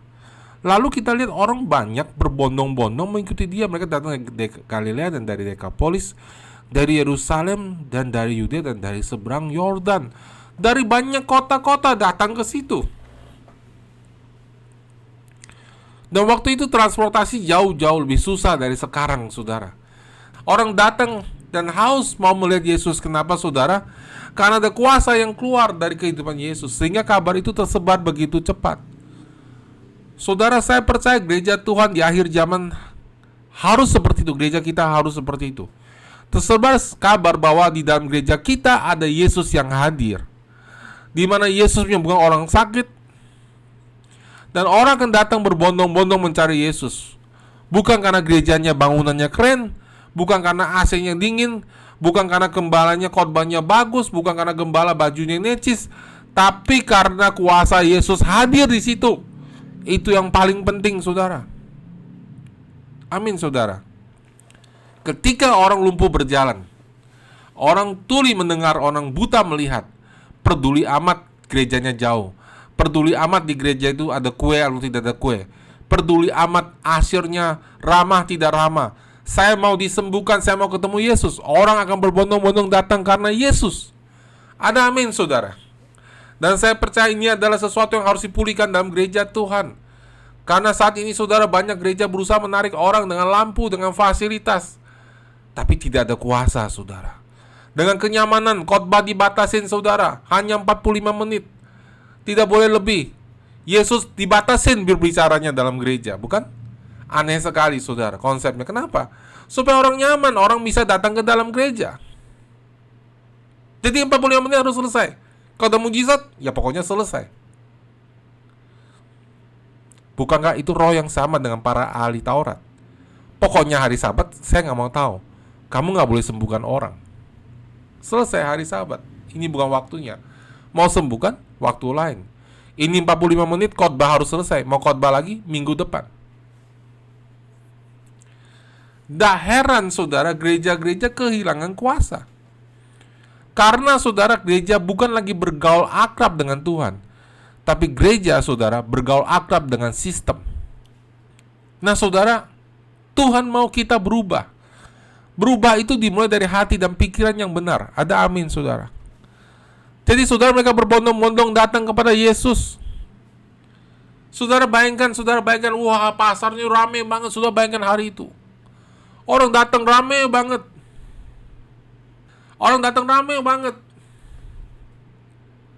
Yesus naik ke gunung. Di pasal berikutnya, saudara harus tahu ketika Alkitab ditulis saudara, mereka di Alkitab pertama adalah gulungan perkamen, gulungan kertas saudara. Ya. Jadi sebenarnya pasal dan ayat ini dikasih kemudian untuk mempermudah kita. Tapi sebenarnya dulu saudara, ketika mereka baca Alkitab nggak ada pasal dan ayat ketika ini baru keluar. Jadi mereka baca langsung disambung. Ketika Yesus melihat orang banyak itu di Matius 5 ya, Naiklah ia ke atas bukit, dan setelah ia duduk, datanglah murid-muridnya kepadanya. Maka Yesus pun mulai berbicara dan mengajar mereka, katanya.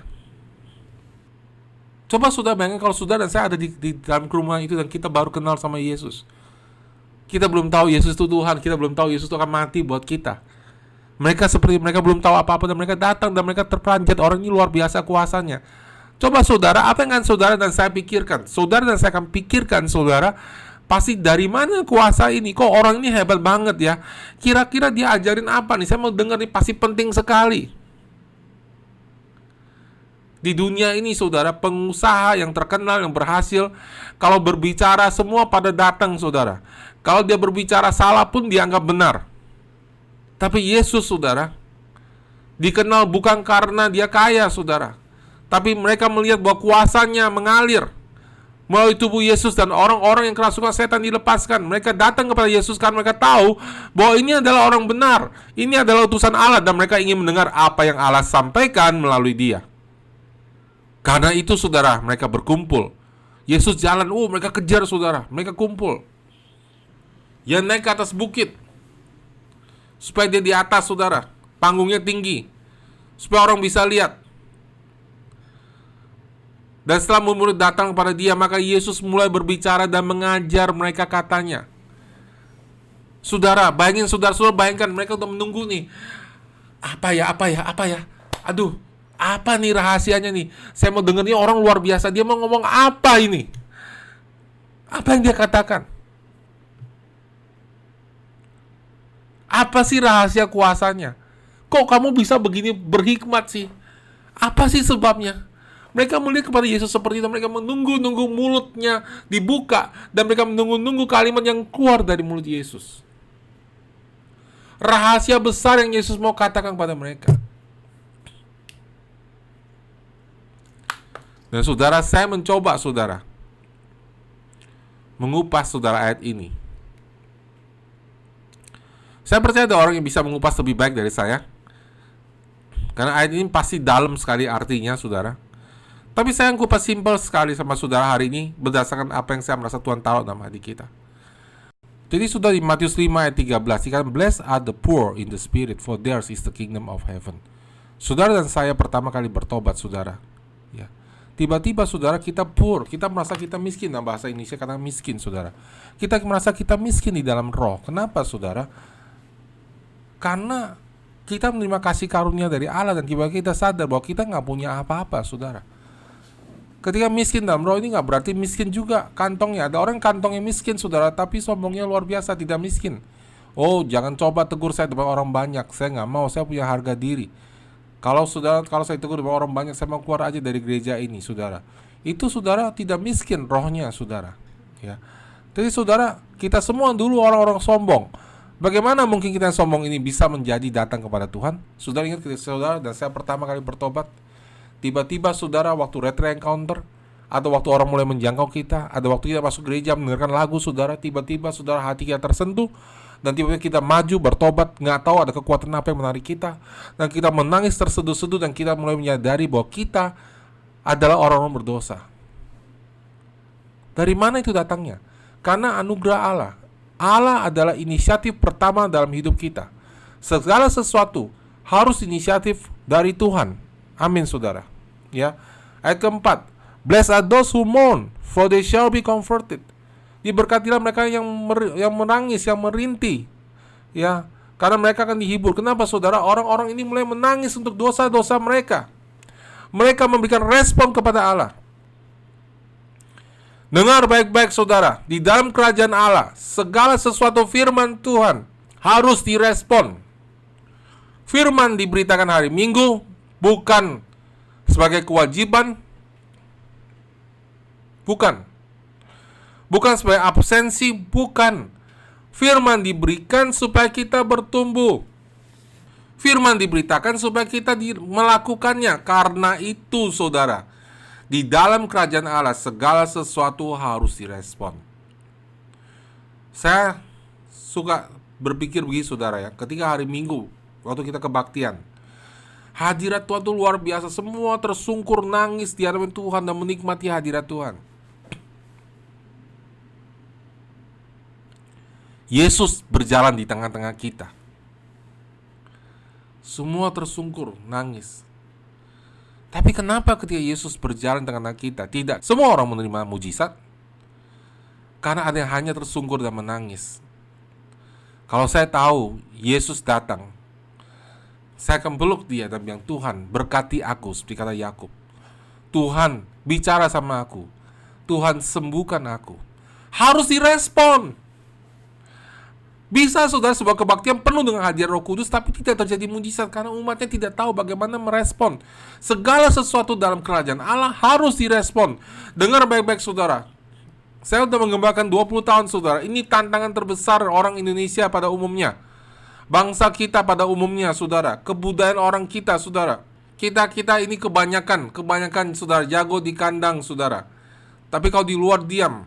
Karena kultur kita 350 tahun kita dijajah oleh Belanda dan kita belajar untuk nunduk diam, tidak bisa berbicara, tidak boleh berikan respon. Di sekolah saudara, apa yang guru katakan pasti benar. Di gereja apa yang gembala katakan harus dianggap benar. Itu tidak benar saudara.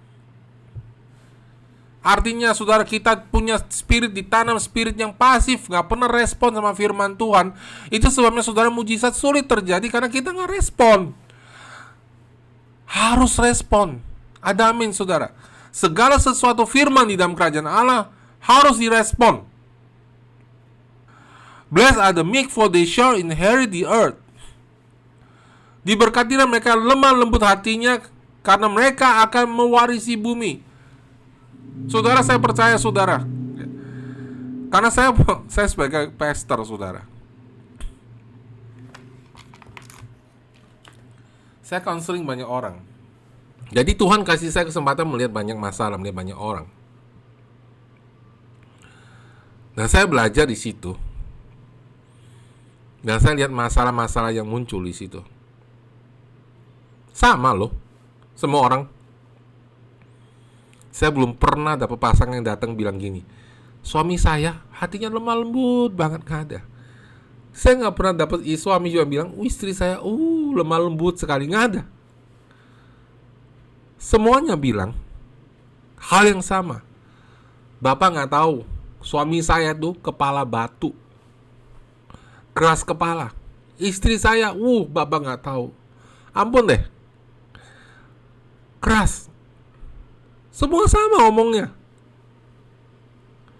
Musa pun keras. Dia membunuh orang Mesir dengan kekuatannya sendiri, sampai Allah merubah hatinya di padang gurun. Berbahagialah orang yang lemah lembut. Kok bisa lemah lembut? Ini orang pasti tadinya gak lemah lembut. Kenapa saudara? Karena dia sudah diproses. Halo saudara kekasih dalam Tuhan, segala sesuatu yang saudara percaya sebagai firman Tuhan harus diproses. Saudara gak dengar khotbah hari ini, besok berjalan penuh dengan kuasa. Saudara harus proses, saudara harus menghidupi firman itu, dan firman itu harus diuji. Ada amin saudara. Jangan bilang, Tuhan kenapa sih Tuhan taruh orang-orang yang gak benar sekitar saya, semuanya orang keras semua, orang yang gak tahu berterima kasih lah. Kalau saudara dikasih orang berterima kasih, kapan saudara belajar mengucap syukur? Kamu sudah belajar mengampuni. Semua itu harus diproses saudara. Ada amin saudara. Dan proses itu harus direspon. Amin. Ya. Ini prinsip saudara. Kita ingat Yesus saudara naik ke atas gunung. Ketika dia diurapi oleh Roh Kudus, pertama dia dibaptis oleh Roh Kudus. Begitu dia penuh dengan Roh Kudus, Alkitab mengatakan bahwa Roh Kudus memimpin dia ke padang gurun untuk dicobai 40 hari 40 malam. Dia tidak makan, dia berpuasa. Saudara, ketika sudah bertobat dalam Tuhan, hore, penuh dengan Roh Kudus, haleluya, saya mau berjalan penuh dengan kuasa. No. Saudara baca ayatnya. Ya. Di dalam Lukas 4 ayat pertama, Yesus yang penuh dengan kuasa Roh Kudus kembali dari sungai Yordan, lalu dibawa oleh Roh Kudus ke padang gurun. Padang gurun enak gak saudara? Gak enak. Tapi saudara perhatikan ya saudara, kalau saudara teliti baca Alkitab, semua hamba Tuhan ketika mereka mau dipakai Tuhan saudara, mereka dibawa ke padang gurun. Yusuf dibawa ke Mesir, saudara. Ya, Yusuf dibuang ke sumur, masuk dalam penjara. Ya, Musa harus pergi ke padang gurun. Yakub, saudara, harus lari, saudara, dan Tuhan menguji dia, Tuhan membentuk dia, dia memproses dia, saudara. Nah, saudara, selama 40 hari Yesus dicobai, saudara. Yesus dibawa oleh Roh, saudara. Ya, baca baik-baik Lukas 4 ayat pertama, Yesus yang penuh dengan Roh Kudus. Bahasa Inggrisnya Jesus full of the Holy Spirit. Ya. Returned from the Jordan and was led around by the Spirit in the wilderness. Ya. Dia dipimpin Roh Kudus masuk ke padang gurun, saudara. Orang Kristen sekarang tuh nggak mau dicoba, saudara, nggak mau diuji. Saudara, segala sesuatu harus diuji dalam hidup saudara. Ada amin, saudara. Ya, saudara percaya saudara bisa menyembuhkan orang sakit. Saudara harus diuji kepercayaannya. Saudara harus diproses. Semua, saya juga harus diproses. Dan kuasa itu keluar dari hasil proses itu, saudara. 40 hari Yesus dicobai, saudara. 40 hari. Ya. Dan kemudian di ayat ke-13, sesudah iblis mengakhiri semua pencobaan itu, ia mundur daripadanya, lalu menunggu waktu yang baik. Ayat ke-14, dalam kuasa Roh kembalilah Yesus ke Galilea. Bahasa Inggrisnya bilang, and Jesus returned in the power of the Spirit. Dia penuh dengan kuasa. Saudara, anak saya, saudara, saat ini mengembalakan di Taipei, saudara. Dia lakukan itu karena dia orang Kristen. Bukan berarti dia dipanggil sebagai gembala, tapi dia lakukan itu sebagai orang Kristen. Saya pikir orang Kristen normal begitu, saudara. Ada amin, saudara. Ya. Jadi saudara jangan pikir anak saya itu apa yang pertama, saya nggak yakin dipanggil sebagai gembala, saudara. Tapi dia lakukan itu sebagai orang Kristen, dan that is normal life. Halo. Ada amin. Menginjil, menggembalakan. Karena kita pergi menjadi semua bangsa muridnya. Dan kemudian dia ngomong sama orang, dia counseling orang. Kemudian dia bilang sama saya, "Pak, aku gak bisa." Lalu saya counseling. Dia bilang, "Pak, kok bisa sih Papa lakukan itu? Papa ngomong apa sih? Kok bisa berubah dia habis dengar Papa ngomong? Kok dia bertumbuh banget sesudah dimurutin Papa? Papa kok bisa sih?" Ya sebenarnya caranya saya ngajar, cara saya ngajar anak saya nggak beda. Perbedaannya, saudara, karena saya udah lewatin banyak proses. Saya udah lewatin banyak jebakan-jebakan kekecewaan dan kepahitan. Saya udah banyak kali belajar menyerahkan hak saya kepada Tuhan. Itu membuat ketika kita berbicara, kuasa yang keluar itu berbeda. Emosi yang keluar itu berbeda. Kenapa, saudara? Karena sudah diproses. Semua dalam kerajaan Allah harus diproses. Semua dalam kerajaan Allah harus diuji. Saya hari ini percaya orang sakit disembuhkan, saya harus diuji. Saya harus belajar, berdoa dan berdoa dan berdoa terus untuk orang sakit itu disembuhkan. Amin, saudara. Ya. Ayat ke-6, blessed are those who hunger and thirst for righteousness, for they shall be satisfied. Berbahagialah orang lapar dan haus akan kebenaran. Mereka mencari kebenaran. Mereka merenungkan firman Tuhan. Ada amin, saudara. Semua di dalam kerajaan Allah itu harus dipelajari, harus dilatih. Nggak ada orang jadi satu hari, saudara. Kenapa di dalam kerajaan Allah kuasa itu begitu kecil? Karena kita tidak latih. Amin. Ya. Blessed are the pure in heart, for they shall see God. Diberkatilah yang murni hatinya, karena mereka melihat Allah. Bahasa Indonesia, diberkatilah mereka yang suci hatinya, karena mereka akan melihat Allah. Saudara, semua itu harus kita lihat. Yesus mengatakan di dalam Yohanes 5 ayat 19, maka Yesus menjawab mereka, katanya, aku berkata kepadamu, sesungguhnya anak tidak dapat mengerjakan sesuatu dari dirinya sendiri jikalau ia tidak melihat Bapa mengerjakannya. Sebab apa yang dikerjakan Bapa itu juga yang dikerjakan anak. Di dalam Yohanes 5 ayat 30, aku tidak dapat berbuat apa-apa dari diriku sendiri. Aku menghakimi sesuai dengan apa yang aku dengar, dan penghakimanku adil, sebab aku tidak menuruti kehendakku sendiri, melainkan kehendak Dia mengutus aku. Segala sesuatu harus kita lihat, harus kita dengar. Ada amin, saudara. Segala sesuatu, saudara harus melihat saudara menyembuhkan orang sakit sebelum saudara menyembuhkan orang sakit. Saudara, kita harus melihat bahwa kita diberkati sebelum kita mengalami berkat itu. Saudara mahasiswa, saudara pelajar harus melihat saudara sudah lulus ujian sebelum saudara lulus ujian itu. Saudara yang dipanggil jadi gembala, saudara melihat diri saudara berkhotbah sebelum saudara berkhotbah. Saudara merasa dia dipanggil untuk berkhotbah di depan ratusan ribuan orang, saudara melihat diri saudara berkhotbah depan ratusan ribuan orang. Kalau engkau tidak bisa melihat, engkau tidak bisa mengalami. Segala sesuatu harus dilihat dari mata rohani dan telinga rohani. Tetapi itu didapatkan ketika kita masuk ke kamar, mempunyai waktu sama Tuhan, merenungkan firman Tuhan dan mendengar suara Tuhan. Makanya diberkatilah mereka yang suci hatinya, yang menyiapkan diri, mempunyai tempat di dalam hatinya khusus, punya waktu sama Tuhan berdua, saudara. Jadi bukan sembarang imajinasi, saudara. Imajinasi atau pikiran atau dream atau mimpi yang kita dapat adalah hasil pergaulan kita dengan Tuhan, hasil kita merenungkan firman Tuhan, hasil kita menyembah Tuhan, hasil kita dengar-dengaran suara Tuhan. Ya, baru minggu ini saudara ada satu youth di gereja kita kasih saya lagu, dia bilang, "Pak Sep, saya kasih lagu dan lagunya kata-katanya bagus banget, saudara." Dia bilang, "Ini lagu saya temukan ketika saya menyembah Tuhan." Lagunya berbicara mengenai hati yang hancur dan berserah sama Tuhan. Segala sesuatu didapat karena saudara kita melihat dan kita bisa mendengar suara Tuhan adalah hasil kita merenungkan firman Tuhan. Jangan ngawur bilang saya punya iman tapi nggak punya waktu sama Tuhan. Itu iman pikiranmu sendiri itu. Dari mana datangnya iman kalau nggak punya waktu sama Tuhan? Gak ada iman. Dari mana dapatnya pengertian tentang firman Tuhan kalau nggak punya waktu membaca firman Tuhan? Oh, kata pendeta itu akhir zaman akan segera tiba. Kata pendeta ini, saudara, Alkitab yang umatku binasa karena tidak mengenal Allah. Yang dikenal coba gembalanya, bukan Allahnya, saudara.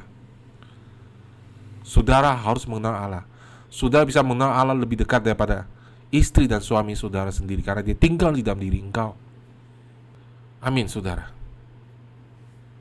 Ayat ke-9, berbahagialah mereka membawa, blessed are the peacemaker, mereka pembawa damai, for they shall be called sons of God, mereka disebut anak-anak Allah.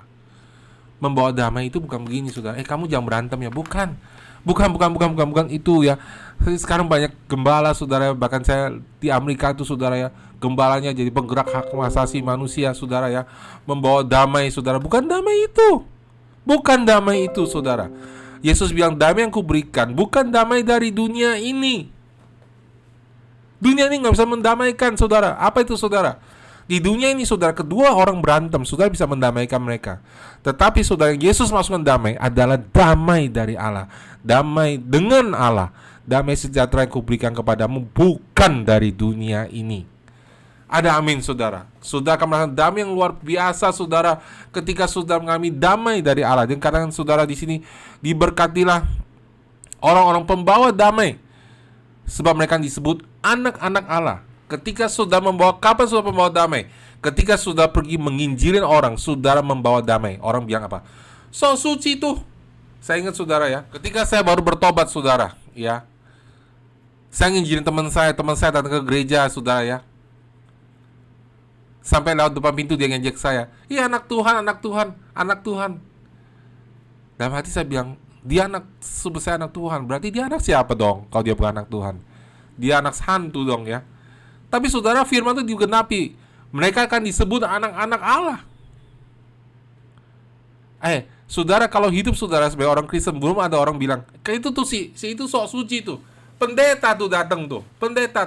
Wah, kalau firman Tuhan tanya dia, kalau doa tanya dia. Kalau saudara nggak pernah nih ngomong begitu, saudara nggak pernah, karena itu saudara ada yang salah. Satu bertobat, saudara bilang, wah, sok suci dia, pendeta itu. Kenapa, saudara? Karena kita bawa kabar baik dan orang bilang tuh anak-anak Allah. Amin, saudara. Jangan malu. Itu menggenapi firman Tuhan. Ayat ke-10, diberkatilah orang-orang, blessed are those who are persecuted for righteousness' sake, for theirs is the kingdom of God. Ya. Diberkatilah orang yang dianiaya karena kebenaran, sebab mereka lah yang punya kerajaan surga. Loh, tadi kan dibilang kalau orang yang miskin, mereka yang punya kerajaan surga. Kenapa saudara? Karena ini adalah peneguhan. Engkau akan benar-benar tahu dan tahu dan tahu kamu adalah anak Allah. Dan waktu itulah kamu tahu dan imanmu luar biasa bertumbuhnya, saudara. Kenapa? Diberkati orang dianiaya karena kebenaran, saudara. Blessed are you when others revile and persecute you and utter all kinds of evil against you on my account. Rejoice and be glad, for your reward is great in heaven, for they persecuted the prophet who were before you. Saya ulangin saudara ya. Berbahagialah orang dianiaya oleh sebab kebenaran, karena mereka lah yang punya kerajaan surga. Berbahagialah kamu jika karena aku kamu dicela dan dianiaya, dan kepadamu difitnahkan segala yang jahat. Bersukacita dan bergembiralah, karena upahmu besar di surga. Demikian juga telah dianiaya nabi-nabi sebelum kamu. Saudara, kalau sudah baca terus bilang kamu adalah garam dunia, itu baru muncul ayat itu, saudara. Kamu adalah terang dunia. Itu lanjutannya kenapa kamu dianiaya, saudara ya. Jadi saudara, ini ayat kalau dirunkan tuh benar-benar kaya sekali, saudara ya. Diberkati sudah dianiaya karena saudara orang benar, karena bukan karena saudara malas bekerja, bukan karena saudara kepahitan, bukan karena saudara demo. Saudara bukan dibenci karena saudara punya karakter jelek, tetapi saudara dibenci karena saudara terlalu banyak menginjil, karena saudara terlalu banyak berbicara tentang Yesus, karena saudara terlalu benar, karena saudara terlalu sok suci. Alkitab mengatakan diberkatilah engkau dianiaya itu. Kenapa saudara? Saudara yang kekasih dalam Tuhan, ketika kita mau ikut Yesus, kita harus tahu segala sesuatu ada harga yang harus kita bayar. Ada amin, saudara. Ada amin, saudara. Ya. Kalau saudara hari ini belum pernah dianiaya karena ikut Yesus, ada yang aneh sih. Ada yang aneh, saudara. Ya. Saudara, segala sesuatu ada harga yang harus dibayar. Itulah prinsip kerajaan Allah. Selesai.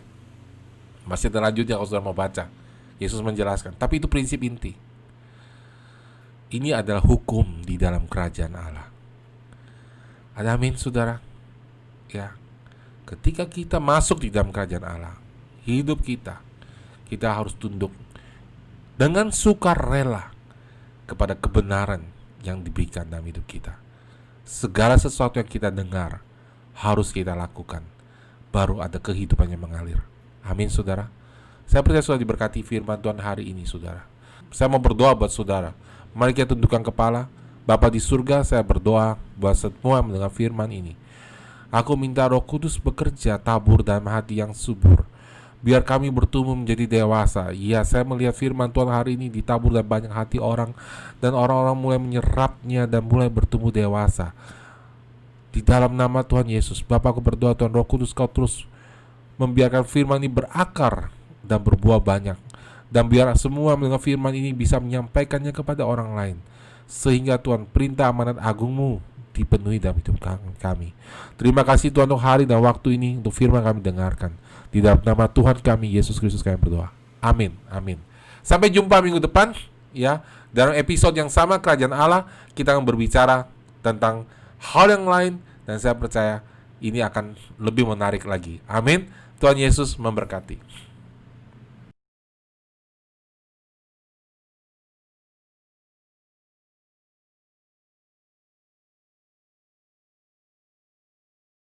Ya, mari Bapak Ibu dan saudara terkasih di dalam Tuhan, kita mau ambil perjamuan kudus.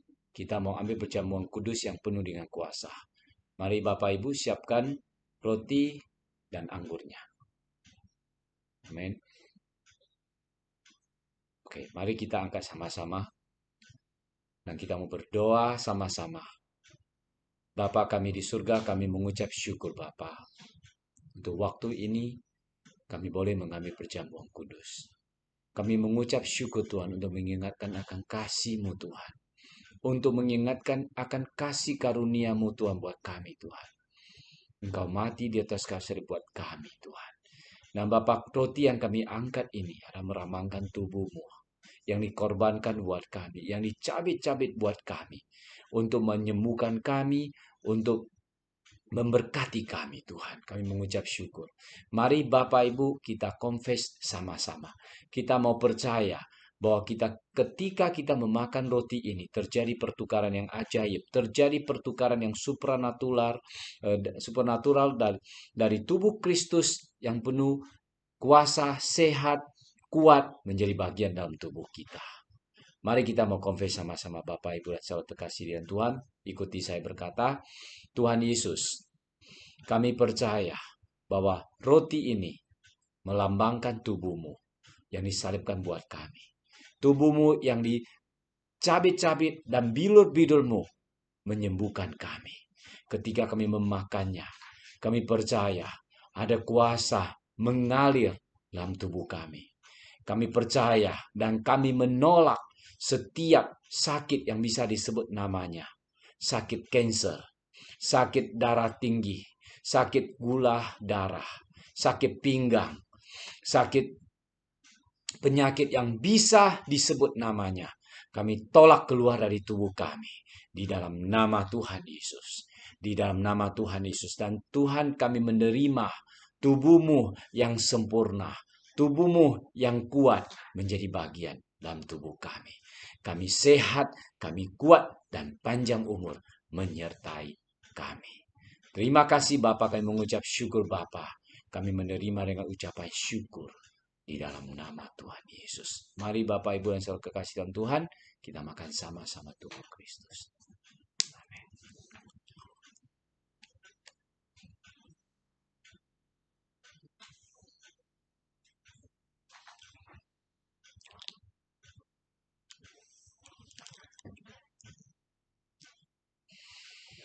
Mari Bapak, Ibu, dan saudara kekasih dalam Tuhan, kita angkat cawan ini. Anggur yang melambangkan darah Yesus yang dicurahkan buat kita. Mengingatkan kepada kita betapa besar kasih-Nya Tuhan buat hidup kita. Sehingga kita diselamatkan satu kali untuk selama-lamanya. Kita mau confess sama-sama. Bapak Ibu, mari kita confess sama-sama. Kita katakan sama-sama. Tuhan Yesus, kami mengucap syukur. Kami menerima darah-Mu buat kami. Darah-Mu menebus kami satu kali untuk selama-lamanya. Kami adalah anak kesayangan-Mu. Kami adalah anak kesayangan-Mu. Kami mengucap syukur Tuhan, dan Kau mati di atas kayu salib buat kami. Sehingga kami menerima kasih karunia-Mu. Dan kami berani masuk ke dalam tatah kasih karunia-Mu. Ke dalam tatah kudus-Mu. Di dalam nama Tuhan Yesus, Engkau membawakan kami dari kemenangan kepada kemenangan, dari kemuliaan kepada kemuliaan Tuhan. Kami mengucap syukur. Terima kasih Bapa untuk darah-Mu Tuhan.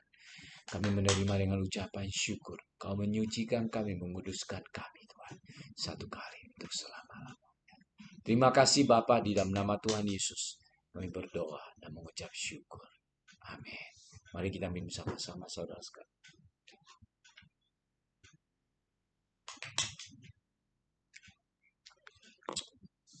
Terima kasih Bapa. Terima kasih Tuhan Yesus Kristus.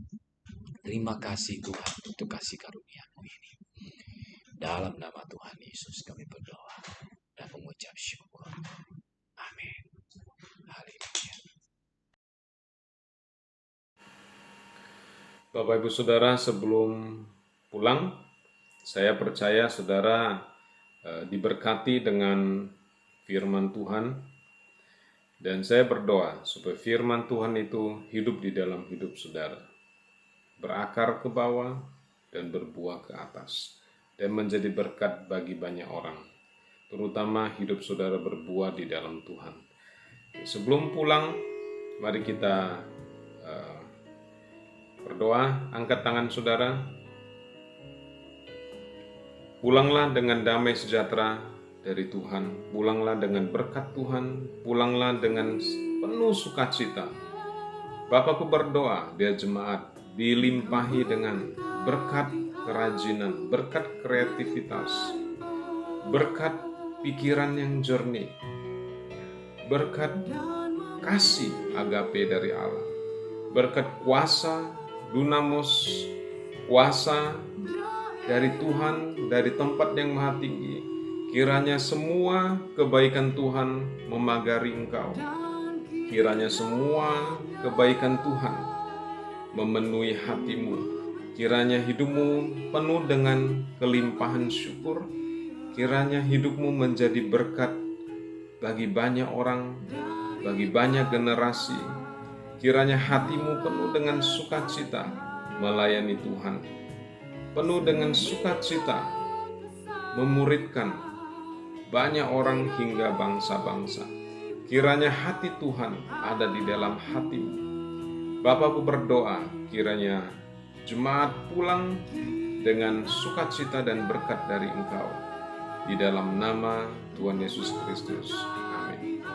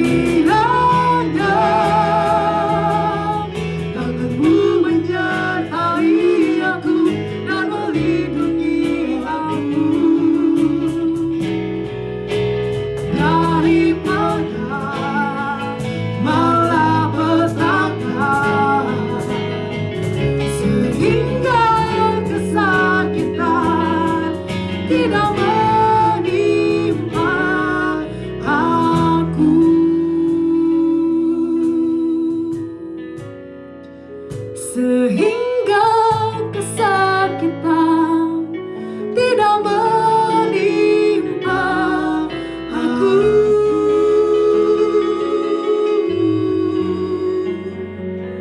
Sehingga kesakitan tidak menimpa aku.